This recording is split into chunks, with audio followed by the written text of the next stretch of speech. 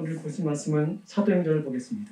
사도행전 1장 6절로 11절까지 있는 말씀을 함께 교독하여 살펴보겠습니다. 신약성경 187페이지에 있습니다. 사도행전 1장입니다. 6절로 11절까지 있는 말씀을 함께 교독하도록 하겠습니다. 그들이 모였을 때에 예수께 여쭤 이르되 주께서 이스라엘 나라를 회복하심이 이때이니까 하니 이르시되 때와 시기는 아버지께서 자기의 권한에 두셨으니 너희가 알 바 아니요 오직 성령이 너희에게 임하시면 너희가 권능을 받고 예루살렘과 온 유대와 사마리아와 땅끝까지 이르러 내 증인이 되리라 하시니라. 이 말씀을 마치시고 그들이 보는 데 올려져 가시니 구름이 그를 가리고 보이지 않게 하더라. 올라가실 때에 제자들이 서서 하늘을 쳐다보고 있는데 흰 옷 입은 두 사람이 그들 곁에 서서 이르되 갈릴리 사람들아 어찌하여 서서 하늘을 쳐다보느냐. 너희 가운데서 하늘로 올려지신 이 예수는 하늘로 가심을 본 그대로 오시리라 하였느니라. 아멘. 잠시 기도합니다. 아버지 하나님 감사합니다. 오늘 주신 말씀의 의미를 깨닫게 하여 주옵시고 또 우리가 바라볼 것을 바라보는 이 시간 되게 하여 주옵소서. 모든 것이 하나님의 은혜임을 다시 한번 고백드리오며 우리 주 예수 그리스도의 이름으로 간절히 기도드립니다. 아멘. 점심 식사 잘 하셨습니까?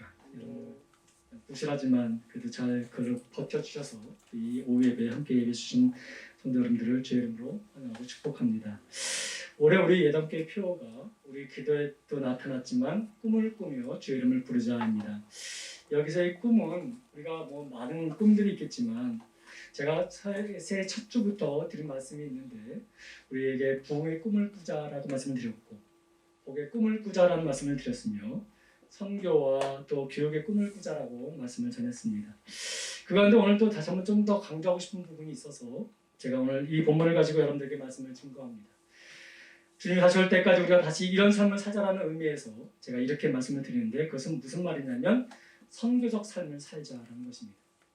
여러분 뉴 비긴이라는 사람이 있습니다. 이분은 선교사십니다.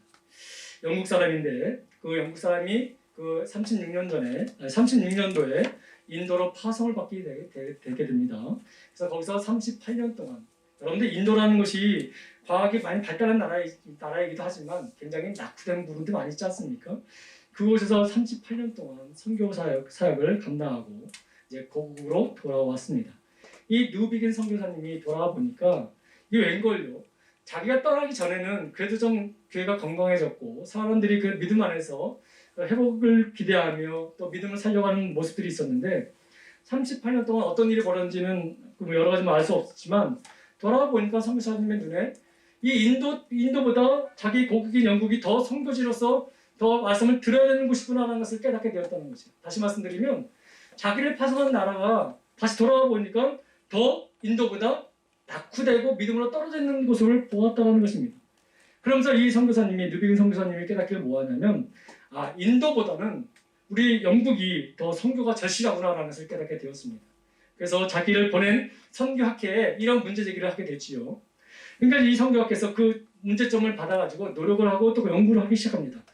그러면서 나온 선교적 개념이 선교적 교회라는 단어가 되게 되었습니다. 이 선교적 교회라는 것은 우리가 기본적으로 아는 지역의 선교사를 파송하고 또 교회가 없는 곳에 교회를 세우는 그 전통적 선교 방식을 말하는 것이 아니라 이 선교적 교회는 쉽게 말하면 이것입니다. 예수를 믿지 않는 제3지대의 사람들과 그 오지와 선교 지역에 그 선교사를 보내는 것도 중요하지만 우선 더 중요한 선교지는 바로 우리의 삶의 현장이다라는 것을 강조하는 내용이 선교적 교회의 개념입니다. 다시 말씀드리면 우리가 살아가는 삶 그리고 내가 보냄을 받은 내 마음 그리고 내 가정 내 다니는 학교 또 교회 지역 직장 나라 이 민족 모두에게 하나님의 나라가 통치되어지는 그런 곳이 되어야 된다라는 그런 내용이 이 선교적 교회의 개념이라고 말씀드릴 수가 있습니다.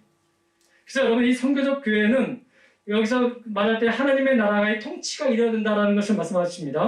단지 어떤 큰 어떤 면적의 교회를 세우는 그것을 말하는 것이 아니라 하나님의 통치가 임하는 나라 그것이 되어져야 한다는 것이 선교적 교회의 개념이었다는 것을 말씀을 드립니다. 그러니까 여러분 단지 어떤 지역에 교회만 세우고 어떤 지역에 선교사를 보내는 것이 선교라고 우리가 개념을 가졌다면 그것을 더 폭넓게 살펴봐서 내 마음에도 하나님의 통치가 있어야 되고 우리 가정에도 하나님의 통치가 있어야 된다. 그리고 내가 속해 있는 어떤 곳이든지 간에 하나님의 통치가 이루어져야 된다. 이런 개념을 가지고 시작된 것이 선교적 교회라고 말씀드릴 수가 있습니다. 그래서 여러분 하나님의 통치가 임하는 곳에 그 의와 희락과 화평이 나타나는 나라, 이것이 바로 하나님의 나라라는 개념으로 말하는 선교적 교회라고 말씀드릴 수가 있습니다. 그래서 여러분 이 선교적 교회, 오늘 제가 제목을 선교적 교회라고 말씀드렸습니다. 우리가 왜 꿈을 꾸며 주의 이름을 부르어야 될까요? 단지 우리 교회가 다른 교회보다 더 커지고 더 많은 사람이 모이고 그것만 바라기 위해서 이 꿈을 꾼 것이 아니라 정말 하나님의 나라가 통치되어지는 나라, 하나님의 은혜가 통치되어지고 하나님의 뜻이 통치되어 우리 다른 사람을 다스리는 나라, 그 나라를 바라는 마음으로 지금 이 말씀을 드리는 것입니다. 우리 예담교회에도 사람이 가득 넘친다고 해서 그것이 우리 사람으로 다스리는 교회라면 의미가 없지 않습니까? 하나님이 통치하시는 교회가 되어야 되지 않겠습니까? 여러분의 가정도 마찬가지고 여러분의 마음도 마찬가지입니다. 내가 하나님을 믿는다고 고백하면서도 하나님의 말씀이 나를 주장하지 못하게 만드는 내 생각으로 내가 나를 주장하고 있다면 그건 하나님의 나라가 아닌 것이죠. 그런 개념을 깨닫고 누비긴 선교사님이 그것을 지금 문제를 제기한 것입니다. 그래서 저는 그 문제를 가지고 오늘 우리 이 시대를 살아가는 우리 예담교회 지체들에게 이 말씀을 전하고 싶은 거예요. 그리고 오늘 본문 말씀을 통해서 그렇다면 우리가 이 땅을 살아가면서 어떤 문제의식을 가지고 살아가야 되는가, 그리고 우리 그리스도인들이 무엇을 하고 살아가야 되는지를 다시 한번 살펴보면서 기본을 다지고자 하는 마음으로 이 말씀을 드리고 싶은 거예요. 뭐 많은 말씀들이 있겠지만 제가 연초에 계속해서 기본적인 것을 가지고 여러분들에게 말씀을 증거하고 있습니다. 여러분 기본이 무너지면 여러분 쉽게 우리는 흔들 수밖에 없는 거죠. 근데 기본이 세워지고 그 기본으로 우리가 하나님의 나라를 세워나가고 통치받고 있게 된다면 어떤 풍랑과 바람이 분다 할지라도 든든히 세워져가는 교회가 될 줄 믿기에 이 말씀을 여러분들에게 증거하는 것이지요. 여러분 오늘 사도행전 1장 6절에서 11절까지 말씀은 우리가 잘 알고 있는 말씀이죠. 주님이 마지막에 우리 말씀하신 그런 선교적 사명을 주신 말씀 아니겠습니까? 그래서 이 말씀을 통해서 우리는 그걸 살펴보기 원합니다. 정말 나를 왜 불러주셨을까? 그리고 왜 나를 이렇게 이곳에 세우셨을까? 그리고 나를 왜 이 시간에 이곳에서 주의 말씀 듣게 하시면서 깨닫게 하시는 하나님의 뜻이 왜 이루어지고 있을까? 그래서 한번 살펴보기를 원한 것이죠. 첫 번째로 예수님은 우리에게 이렇게 말씀하셨습니다. 마지막에 하신 말씀이 뭡니까? 내 증인이 되라라는 말씀을 하셨습니다. 이것이 주님이 이 땅에서 육신을 가지고 있으실 때 마지막으로 우리에게 증거하신 말씀이었습니다. 여러분 얼마나 많은 말씀을 우리에게 남겨주고 싶으시겠습니까? 그 마지막에 이제 내가 할 수 있는 유일한 말이 무엇이냐 할 때 예수님은 이걸 말씀하셨습니다. 너희는 내 증인이 되라라는 말씀이었습니다. 그렇다면 이 말은 굉장히 의미가 있다는 거 아니겠습니까? 사람이 죽게 되면 죽는 그 순간에 우리 사랑하는 자녀들에게 남길 말이 굉장히 정말 엑기스 중에 엑기스를 뽑아내서 말하지 않겠습니까? 근데 주님은 부활하시기 승천하시기 전에 우리에게 이 말씀만 하셨다는 거예요. 너 나가서 열심히 노래해서 부자 돼서 교회 잘 섬겨라 이런 말씀 하신 적도 없었어요. 그냥 너는 내 증인이 되라라고 말씀하셨습니다. 여러분 주님은 너는 사람을 향하면 어부가 된다라고 말씀 먼저 하시지 아니하셨고 너는 나를 먼저 따르라고 먼저 말씀하셨습니다. 그렇게 하면 내가 너를 사람 낚는 어부로 만들어 주겠다고 말씀하셨죠.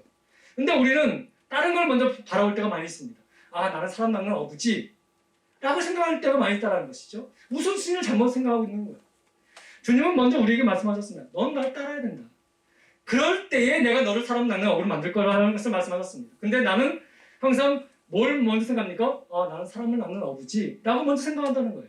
내가 주님을 따르기 전에 나는 먼저 사람 낚는 어부라는 것을 착각하고 있다는 것이죠. 사랑하는 성도 여러분, 왜 주님이 마지막에 이 말씀하셨을까요? 수많은 관심사가 있지만 네가 보는 현상에서 여러 가지 문제가 있고 너희가 여러 그 문제 속에 문제의식을 가지고 있지만 그거 먼저 신경 쓰지 말고 너는 먼저 내 증인이 되라고 말씀하시는 것입니다. 이거는 우선순위입니다. 우선순위. 그리고 이 말씀을 보십시오. 능동태가 아니에요. 내가 먼저 알아서 하는 것이 아니라 수동태예요. 수동태. 그리고 명령형이에요. 그리고 미래형의 명령이라고 말씀드릴 수가 있습니다. 내가 너를 구속했다. 내가 나의 사랑을 받고 안다면, 느꼈다면 너는 이제 너의 인생 최고의 순간을 나를 위해 살아야 된다라고 말씀하시는 거예요. 그것이 나의 증인이 되라고 하신 말씀이죠. 자, 그렇다면 여러분, 왜 예수님께서 당신의 증인의 삶을 사는 것이 우리 인생에 왜 가장 우선순위로 우리에게 증거하셨을까요? 그것은 바로 무엇이냐면 하나님이 나를 통치하실 때, 하나님이 이 땅을 통치하실 때 우리 인생의 가장 근본적인 문제가 해결되기 때문에 그런 거예요. 여러분, 우리의 가장 근본적인 문제가 뭐죠? 죄의 문제 아닙니까? 죄는 죽을 수밖에 없는 거예요. 그래서 여러분, 주님이 나를 통치하시게 되면 이 죄의 문제가 완전히 해결될 수 있는 것이죠. 그래서 여러분, 주님은 항상 우리에게 우선순위를 주신 것이 너는 내 증인된 삶을 살아라고 말씀하십니다. 다시 말씀드리면 너의 인생을 하나님이 통치하는 나라로 만들라고 말씀하고 계시다는 것이죠. 그러면 너의 인생의 가장 근본적인 문제가 해결될 거라는 것을 말씀하고 있는 것입니다. 사실 여러분, 하나님이 내 마음을 통치하지 않으시면 내 속에 있는 욕망과 상처와 내 생각이 나를 지배하지 않습니까? 오늘 어제도 말씀드렸듯이 여러분, 나만이 여러분 자기 생각에 도취되어 있지 않았습니까? 자기 생각으로 도취되게 되면 자기 멋대로 하는 거예요. 근데 여러분, 하나님이 나를 통치하시게 되면 내 욕망과 내 상처와 내 마음의 생각은 내려올 수밖에 없는 것이죠. 그래서 여러분, 하나님이 나를 통치하게 하게 하고 하나님의 말씀 나를 주장하게 하게 된다면 여러분, 내 인생의 가장 근본적 문제가 해결되기 때문에 그렇기 때문에 여러분, 우리는 언제든지 기쁨으로 나아갈 수 있게 되고 하나님의 의와 희락과 화평으로 살아갈 수 있게 된다는 것을 말씀을 드리는 것입니다. 가정도 마찬가지예요. 가정도 주님이 나의 가정의 주인 되어 주시고 주님이 나를 다스려 주시고 내 가정을 다스려 주신다면 가정에 참된 희락과 평안이 넘치게 되는 것이죠. 근데 서로가 주인 되어 주려고 하고 서로가 자기 마음대로 생각한다면 여러분, 그 가정은 온전해질 수가 없는 것이지요. 내가 가장이라고 해서 내 생각만 주도한다면 가정은 힘들어질 것입니다. 누군가가 내가 주인이라고 생각한다면 그 가정은 굉장히 어려워질 것입니다. 근데 우리 모두가 주인이 아니라 우리 가정의 주인은 하나님이시라고 믿고 나간다면, 그리고 그 말씀대로 살아간다면 그 나라는 하나님의 나라가 될 것이고 진정한 샬롬의 은혜가 그 가정에 온전히 회복되어질 거라고 좀 믿습니다. 그래서 여러분, 주님은 이 우선순위를 우리에게 정해주신 거예요. 교회도 마찬가지입니다. 교회는 목사가 주도권을 갖고 있는 자가 아닙니다. 당회가 주도권을 갖는 것이 아닙니다. 어느 특정한 어떤 봉사를 많이 한 사람, 많이 무엇을 드린 사람이 주인이 아닙니다. 교회는 하나님이 주인이신 거죠. 말씀이 주인 되어져야 되고 그 말씀을 통해서 움직여야 되는 교회가 바로 진정한 교회라고 말씀드릴 수가 있는 거예요. 사회도 마찬가지입니다. 사회도 여러분, 어떠한 특정한 사람이 다스리는 것이 아닙니다. 지금 우리나라는 지금 대통령 선거 얼마 남지 않아서 활발하게 하고 있죠. 근데 나라는요, 지난주에도 말씀드렸지만 나쁜 사람도 거기 다스릴 수도 있는 거예요. 근데 여러분, 진짜 이 나라가 온전히 되길 원한다면 이 나라의 진정한 주인 누구인지를 알고 그분에 따라 살아가는 것이 이 나라가 온전히 되는 것이라고 말씀드릴 수가 있는데, 이 땅을 누가 만드셨습니까? 이 땅을 누가 통치하고 계십니까? 여러분, 성경은 분명히 우리에게 말하고 있습니다. 하나님이 만드셨고 하나님이 하신다고. 여러분, 이 나라의 민족이 그렇게 되길 위한다면 우리가 먼저, 내 자신부터 먼저 하나님이 통치하실 수 있는 나라가 될 수 있도록 우리는 하나님의 말씀대로 살아가야 되는 것이죠. 내가 변하지 않고 내가 내려놓지 않는데 옆에 있는 것이 내려올 수 있겠습니까? 그래서 주님은 우리에게 말씀하시는 거예요. 수많은 관심사를 뒤로하고 너는 복음의 증인이 되라고. 그럴 때 하나님의 나라가 너희 삶 가운데 임하게 될 것이고, 그리고 그 나라가 영원히 아름다운 삶으로 우리에게 임하게 될 거라는 것을 주님이 말씀하고 계셨다는 것입니다. 그래서 주님은 그 마음을 전하시기 위해서 너희는 내 증인이 되라고 말씀하신 것이지요. 단지 이 기독교를 확장시키기 위한 그런 의미로 주님이 그렇게 말씀하신 것이 아니라는 것입니다. 사랑하는 성도 여러분, 또 그렇다면 증인으로 사는 삶이 왜 구체적으로 무엇인지로 살펴봐야 되지 않겠습니까? 첫 번째는 이것입니다. 증인으로 사는 삶은 가장 먼저 내 입술로 먼저 고백을 해야 된다는 거예요. 무엇을 고백해야 될까요? 나는 죄인이었습니다. 그러나 하나님의 그 독생자 그 예수 그리스도를 우리에게 보내사 사랑으로 우리에게 보내주셔서 나의 죄를 십자가에 못 박아 주셨습니다. 그리고 그분으로 말미암아 내가 자녀된 특권을 누리게 하셨습니다. 이제 나의 삶의 모든 주인은 주님이십니다. 나는 이 고백으로 먼저 우리가 나가야 된다는 것을 말씀드립니다. 이것이 나의 증인된 삶의 첫 번째 조건입니다. 내가 수십 년을 믿음으로 말미암아 산다고 하면서도 이런 믿음의 입술의 간증과 고백이 없다면, 이런 신앙의 고백이 없다면 우리는 다시 한번 우리 삶을 점검해 볼 필요가 있는 거예요. 두 번째로 증인으로 산다는 삶은 어떤 것이냐면, 입술로 고백했다면 그 고백이 나의 삶으로 드러나야 한다는 것입니다. 나의 행동이 변해야 되고 나의 모든 것이 다시 하나님의 내 의가 아니라 하나님의 의로 드러나야 한다는 것을 말씀을 드립니다. 세상과 함께 살아가지만 세상과 다르게 살아간다는 것을 말씀드립니다. 세상과 틀리게 살아가는 것이 아닙니다. 세상과 다르게 살아야 되는 것이죠. 여러분, 안디옥 교회 성도들 여러분 아실 것입니다. 그 안디옥 교회 성도들이 예수님을 믿고 난 다음에 세상 사람들과 다르게 삶을 살았습니다. 그들을 더 섬겼고 정말 그들에게 예수의 사랑을 나타냈습니다. 그 모습을 보면서 세상 사람들이 이 안디옥 교회 성도들을 향하여 뭐라고 얘기했습니까? 그리스도인이라고 말하기 시작했습니다. 여러분, 처음 그 말 주셨듯이 우리에게도 지금 이제 그리스도인의 삶을 살아야 되지 않겠습니까? 여러분, 입술로만 우리만 떠든다고 해서 그것이 고백으로 끝나는 것이 아니라 그것이 고백되어졌다면 우리 삶이 그렇게 드러나야 될 것입니다. 저 사람은 정말 저 사람을 볼 때에, 저 집사님을 볼 때에, 저 권사님을 볼 때에, 저 성령님을 볼 때에, 저 목사님을 볼 때에 정말 예수님이 살아계시는구나. 다른 것들은 못 느꼈는데 정말 저 사람을 보면 정말 예수님이 정말 하나님이시겠구나 라는 것을 드러나는 삶을 살아가야 한다는 것을 말씀을 드립니다. 결코 쉬운 것은 아니지요. 근데 여러분, 그런 삶을 살 수 있도록 주님이 우리를 불러주셨습니다. 그리고 우리에게 그런 능력을 주셨습니다. 그러면 우리는 그런 삶을 살아야 합니다. 남들에게 조금 더 손해본다고 해서 서로 박터지게 싸울 것이 아니라 남들보다 더 좋은 걸 잡겠다고 서로 같이 잡아서 서로 안 놓는 그런 삶이 아니라 놓으세요 그냥. 그래, 네가 더 좋은 거 먹어. 네가 더 좋은 거 가져라. 그러나 분명한 것은 나에게는 생명의 주가 계시다.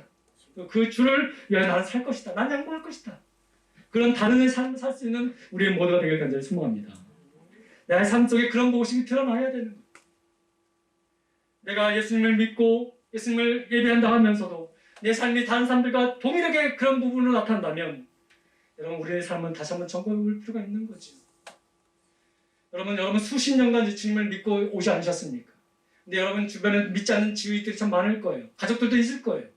그분들이 여러분들을 볼 때 참 평안해요, 좋으세요, 이런 말씀 들어본 적 있으세요?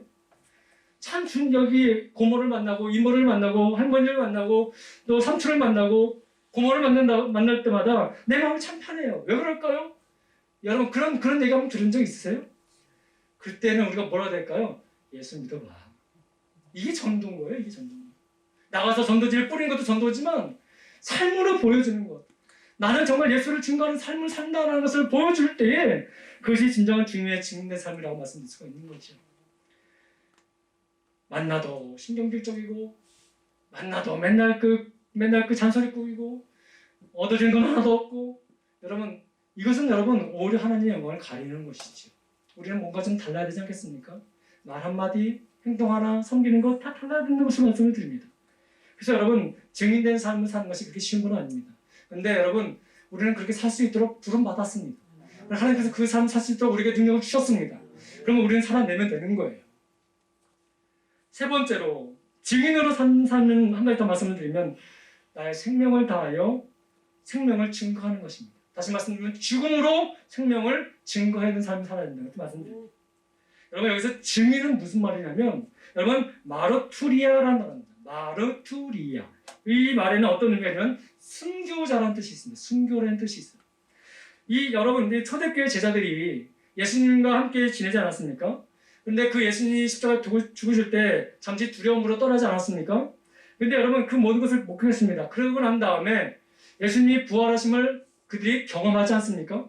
그리고 부활하신 주님과 한동안 또 지내지 않았습니까? 그러고 난 다음에 예수님이 부활하시고 날 때에 내가 다시 올 거라는 분명한 말씀도 확신도 듣지 않습니까? 그러므로 말미암아 이 제자들이 그들이 어떤 삶을 살게 됩니까? 세상 속에서 그 말씀이 진리라는 것을 증거하는 삶을 살기 시작합니다. 그러면서 여러분 모두가 순교하게 되지요. 또 제자 요한은 또 다른 하나님의 그 사명이 있기에 다른 목적으로 쓰셨지만 그 외 나머지 제자들은 다 주의 증인된 삶으로 자기의 생명을 바쳐서 주님을 증거하는 삶을 살았던 것을 우리가 알 수 있습니다. 사랑하는 성도 여러분, 우리에게는 정치, 경제, 사회 여러 가지 관심자들이 참 많습니다. 특별히 요즘은 이 사회와 정치와 문화, 이 경제 이 부분에 대한 관심이 너무도 많은 때가 되었습니다. 근데 여러분 예수님의 제자들도 그런 관심은 있었어요. 주께서 이스라엘 나라를 회복하심이 때니까. 이 말은 무엇이냐면 지금 나라가 로마에 지배당하고 있는데 이 나라가 언제 회복됩니까? 정치로 회복됩니까? 경제로 회복됩니까? 또 문화로 회복됩니까? 사회로 회복됩니까? 이 정치적인 이 상황을 지금 물었어요. 제자들도. 오늘날 우리가 갖고 있는 관심처럼 말이죠. 근데 주님이 뭐라고 대답하신 줄 아십니까? 사도행전 1장 7절에 너희는 그 알바가 아니라고 말씀하십니다. 왜 알바가 아닐까요? 우리 현실 속에서 그 닥치는 일들인데 왜 알바가 아닐까요? 이것은 아예 모르고 살고 벽치고 살아가는 그 말이 아니라 우선순위를 정해주시는 거예요. 오늘 너희가 살아야 될 삶은 그것이 아니라 하나님 되심을 나타내는 증인의 삶을 살아야 되면서 먼저 말씀하고 계신 거죠. 사람들은 경제에 관심이 있고 사람들은 정치에 관심이 있습니다. 너희도 동일하게 거기에만 관심 있는 것이 아니라 그런 관심 속에서 진정한 그 경제를 다스리시는 분, 나라를 통치하시는 분이 누구인지 너희가 전하라는 것입니다. 하나님 되심을 전하라는 것을 말씀하고 있는 것이죠. 이것이 증인된 삶이라고 우리에게 증거하고 있는 것입니다. 그럴 때 비로소 우리는 진정 꿈을 꾸는 세상을 우리가 만날 수 있다는 것을 주님이 말씀하고 있는 것이지요. 여러분, 지금 대통령 선거 때문에 많이 사람들이 이 모양 저 모양으로 흩어져 있습니다. 그때 여러분 우리도 같이 흩어진 것이 아니라 그럴 때 하나님이 다스릴 거야. 하나님은 이 나라 다스릴 거야. 누가 대통령이 된다고 해서 나라가 망해지고 나라가 붕하는 것이 아니라 하나님의 통치가 임하면 이 나라는 단지 세워질 거야. 사실 그렇지 않습니까, 여러분? 이 땅에 뭐가 있었습니까? 전쟁의 아픔이 있었고 지배당함의 아픔이 있었습니다. 그리고 남한에 뭐가 있었습니까? 재산이 있었습니까? 재물이 있었습니까? 어떤 재료들이 많았습니까? 절대 그런 거 없었지 않습니까? 근데 여러분 애국가처럼 하나님이 보호하사 하나님이 다스리고 이 땅에는 여러분 눈물로 기도하는 자밖에 없었습니다. 하나님 그 기도를 들으시고 이 땅을 이렇게 회복시켜 주신 거 아니겠습니까? 그래서 우리가 경험해보고 있지 않고 경험해본 분들도 계시지 않습니까? 그렇다면 여러분 우리가 이 땅에 어떻게 살아가야 됩니까? 하나님의 나라가 다시 임할 수 있도록 통치될 수 있도록 내가 먼저 하나님이 하나님 됐음을 증거하는 삶을 살아야 되는 거 아니겠습니까? 여러분 때를 얻든지 못 얻든지 복음을 증거하는 삶이 우리의 삶이어야 한다고 말씀을 드리고 싶습니다. 여러분 제가 오전에 말씀드렸듯이 디모데후서 4장 2절 말씀, 여러분 너는 말씀을 전파하라. 때를 얻든지 못 얻든지 항상 힘쓰라고 말씀하시는 그 말씀. 여러분 우리 포로로 잡혀있던 그 어린 아이, 이 아이가 정말 그 작은 말로 그것을 증거했을 때 여러분 놀라운 역사가 일어나는 것처럼 여러분 나부터 하나님의 앞에 엎드려 기도하며 표대를 향해 나아가는, 그래서 진정한 나의 삶을 통해서 많은 사람들이 하나님의 나라를 볼 수 있는 그런 날이 오기를 간절히 소망하며 우리 삶을 하나님께 맡기며 복음을 증거하는 삶을 살아야 한다는 것을 말씀을 드립니다. 여러분 세상에는 한 번 하고 멈출 일도 있고 또 기간을 정해서 해야 될 일도 있지만 복음 전하는 것은 여러분 기간도 시간도 제약이 없는 것입니다. 때를 얻든지 못 얻든지 어떠한 환경이든지 여러분 주의 그리스도가 나의 주가 되심을 증거하는 삶을 살아가는 복된 자녀가 되길 간절히 소망합니다. 지속적으로 하나님이 나의 주가 되심을 증거하는 사람의 삶으로부터 세상은 변해지기 시작할 것입니다. 지속적으로 하나님이 나의 주가 되심을 증거하는 사람으로부터 시작해서 그 가정은 변화될 것입니다. 여러분 이것은 진리입니다. 성경은 반드시 우리에게 말씀하셨습니다. 여러분 율법주의자였던 바울이 언제부터 변화된 줄 아십니까? 그 마음에 학자들이 쭉 연구해 보니까 이 사울이 변화되기 시작된 때가 언제였냐면 스데반 집사가 돌에 맞고 죽은 그 순간에 그 스데반 집사가 천국을 바라보며 참소망을 전파하고 있을 때에 그 믿음의 고백을 들은 순간부터 그 바울의 마음이 무너지기 시작했다라고 연구 결과가 나왔다는 것입니다. 그러면서 여러분 이 바울이 뭐라고 고백한 줄 아십니까? 빌립보서 3장 12절에서 14절을 이렇게 고백합니다. 오늘 한번 띄워주시겠습니까? 한번 읽겠습니다. 함께 있습니다. 내가 이미 얻었다 함도 아니요 온전히 이루었다 함도 아니라 오직 내가 그리스도 예수께 잡힌 바 된 그것을 잡으려고 달려가노라. 형제들아 나는 아직 내가 잡은 줄로 여기지 아니하고 오직 한 일 즉 뒤에 있는 것은 잊어버리고 앞에 있는 것을 잡으려고 표대를 향하여 그리스도 예수 안에서 하나님이 위에서 부르신 부름의 상을 위하여 달려갑니다. 이제 삶의 분위기가 바뀐 거예요. 내가 어떤 상을 받는 나도 안다. 내가 어떻게 사람들이 좋아하는 건 나도 안다. 그러나 나는 그것을 내려놓고 그것을 잡으러 가는 인생이 아니라 나는 예수를 향하여 간다라고 말씀합니다. 여러분 하나님께서 우리에게 부르셨다면 우리에게 부르신 상이 있어요. 그 상을 위하여 여러분 달려가시기 바랍니다. 이 땅에 잠시 고난을 당할 수 있습니다. 남들보다 조금 더 부족한 삶을 살 수 있습니다. 그러나 여러분 그것이 나에게 허락한 하나님의 상이 아니에요. 여러분. 하나님이 나에게 허락하는 그 상은 정말 세상에 줄 수 없는 상이 있다는 것을 말씀을 드립니다. 그 상을 향해 달려가시기 바랍니다. 바울은 그것을 깨달았던 거예요. 바울은 비록 고난과 시련이 닥쳐서 힘든 상황이 있었지만 그럴지라도 하나님 되심을 증거하는 삶을 통해서 그런 모든 고난과 환난의 장벽들을 뛰어넘는 그런 삶을 살아가는 복된 하나님의 백성이었음을 우리에게 보여주고 있습니다. 그래서 그것을 깨닫는 순간부터 자기 삶의 목표는 하나님이 나의 하나님이라는 것을 증거하는 삶이었다는 것을 보여주고 있지요. 여러분, 하나님은 세상을 이롭게 하시는 분이십니다. 하나님은 우리를 좋아하시고 사랑하시는 분이십니다. 그러나 사단은 우리를 힘들게 하고 우리를 유혹해서 우리를 넘어뜨리는 것들입니다. 그것이 지금은 편해 보이고 좋아 보일지 모르지만 그것은 우리를 넘어뜨리는 것이고 우리를 무너뜨리는 것입니다. 우리를 세우는 것은 하나님뿐이십니다. 예수님의 그 은혜뿐입니다. 성령님의 그 은혜뿐입니다. 여러분, 힘이 들고 어려울수록 주님 바라고 나가는 또 주님의 복음을 증거하는 삶으로 살아가는 저와 여러분들 되기를 소망합니다. 한 가지만 더 말씀을 드리고 말씀을 마치려고 합니다. 우리 삶 가운데는 그렇게 믿음을 살려고 할 때 사단은 우리를 그렇게 내버려 두지 않습니다. 또 다른 염려와 또 다른 장벽으로 우리를 무너뜨리게 하고 우리 발걸음을 멈추게 만듭니다. 그래서 여러분, 가장 넘기 어려운 벽이 무슨 벽이냐면 세상의 어떤 조직과 어떤 제도의 벽이 아니라 내 마음의 벽인 거예요. 여러분, 어떤 사람은 어떤 벽을 만났을 때 어떤 사람은 쉽게 넘는 부분이 있는 반면에 어떤 동일한 벽이 있지만 나는 못 넘을 때가 있어요. 그렇기 때문에 여러분, 우리가 가장 넘기 어려운 벽은 무슨 벽이냐면 내 마음의 벽인 거예요. 나만이, 오전에 말씀드렸지만 나만이 내 생각에는 이란 말을 자꾸 하지 않습니까? 그게 내 마음의 벽인 거예요. 내가 못하면 못하는 것 같이 보이는 거죠. 내가 못하면 하나님도 못하는 것처럼 보이시는 거예요. 근데 여러분, 그래서 주님이 우리에게 뭐라고 말씀하는지 아십니까? 그 마음의 벽, 가장 넘기 어려운 그 벽을 넘게 하시기 위해서 우리에게 뭘 주셨냐면 바로 이것을 주셨습니다. 1장 8절 말씀입니다. 오직 성령이 너희에게 임하시면 너희가 권능을 받고 내 마음을 이길 수 있는 유일한 능력은 여러분 성령의 권능이었다고 말씀하십니다. 근데 여러분, 이 권능이 어떤 권능이냐면 내가 병자를 낫고 귀신을 낫게 하는 그런 권능이 아니라 이 권능은 바로 가장 큰 권능인데 나를 넘어서게 만드는 권능이라는 것입니다. 여러분, 내가 나를 넘어서는 순간 나는 세상의 모든 것을 이길 수 있는 자들입니다. 성령의 능력을 받으면 자기 생각의 한계를 뛰어넘기 시작합니다.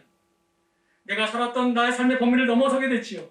내 마음에 넘어서지 못했던 그 모든 경관진들을 뛰어넘는 은혜가 우리의 삶 가운데 있습니다. 그래서 우리는 성령을 받아야 되는 것이죠. 왜 예수님께서 우리에게 성령을 왜 주셨을까요? 사람들을 자기들 괴롭히는 로마를 이길 수 있는 어떤 무기를 주는 것도 아니고 군사를 주는 것도 아니고 어떤 물질을 주는 것도 아니라 왜 성령을 주셨을까요? 이 성령으로 말미암아 우리는 이길 수 있기 때문에 그런 거예요. 여러분, 그래서 여러분, 내 마음을 넘기 원한다면 여러분 끝까지 성령을 구하시기 바랍니다. 제자들이 얼마나 두려워 떨었습니까? 하나님, 내가 어떻게 증인된 삶을 살 수 있습니까?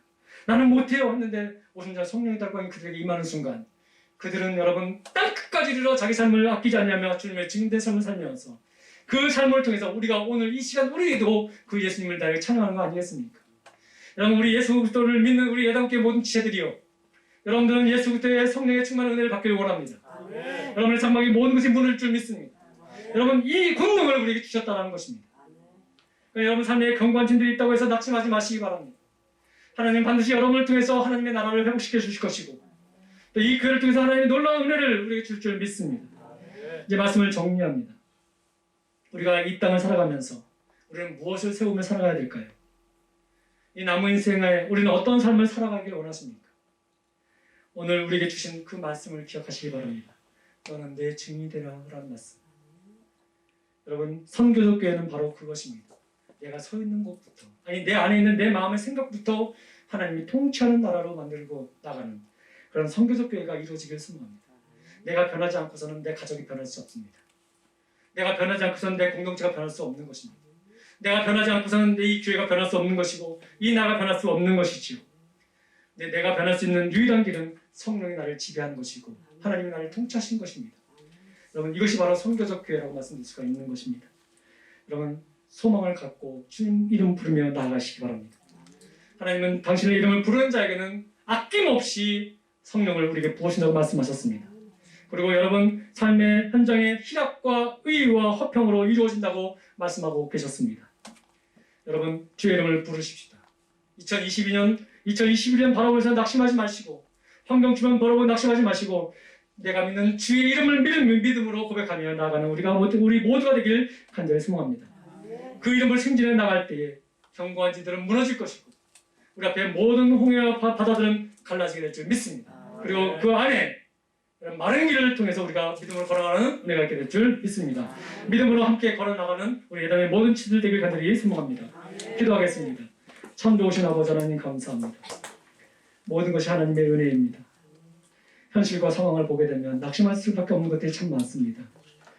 하루 여러 번씩 내 마음이 무너지고 내 생각이 무너질 때가 많습니다. 나의 형편과 처지와 내 가족들을 바라볼 때에 무너지는 마음은 정말 끝없이 떨어지는 것을 보게 됩니다. 하나님, 그럴 때 오늘 이 시간 우리에게 주신 이 말씀을 다시 한번 묵상하게 하신 아버지 아주님 감사합니다. 주님, 내가 다시 한번 서야 될 자리에 내가 다시 한번 부르어야 될 그 이름을 시간 다시 한번 깨닫게 하시고 부르게 하셔서 정말 다시 일어나는 은혜가 있기를 원합니다. 하나님, 나의 안에 있는 견고한 짐들을 무너뜨려 주옵시고 주의 영으로 우리를 충만케 하사 하나님의 의와 하나님의 통치로 우리를 다스려 주옵소서. 그래서 우리 예담교회뿐만 아니라 우리 성도들 각 가정들과 그의 삶의 모든 부분에 하나님의 나라의 통치가 이루어지는 은혜가 있게 하여 주옵소서.